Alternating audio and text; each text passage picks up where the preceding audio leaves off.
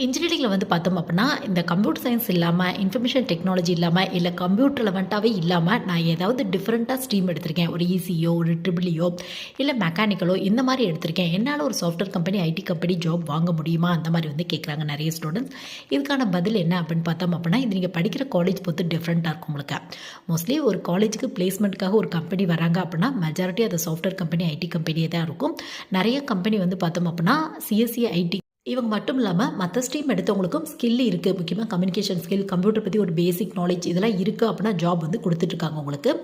இல்ல நான் கம்ப்யூட்டர் பத்தி நல்லா லேர்ன் பண்ணிட்டு அந்த ஃபீல்ட்ல போகணும் அப்படிங்கிற ஒரு ஆசை இருக்கு அப்படின்னா, நீங்க எம்ஏ, எம்டெக்ல கம்ப்யூட்டர் சயின்ஸ் இன்ஜினியரிங் இல்ல இன்ஃபர்மேஷன் டெக்னாலஜி இல்ல கம்ப்யூட்டர் ரிலேட்டடா இன்னும் நெறைய ஸ்ட்ரீம்ஸ் இருக்கு உங்களுக்கு.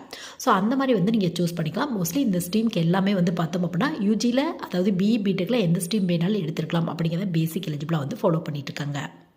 ஸோ கேட் ஆன்சர் எழுதி உங்களுக்கு பிடிச்ச மாதிரியான காலேஜ் வந்து சூஸ் பண்ணிக்கங்க.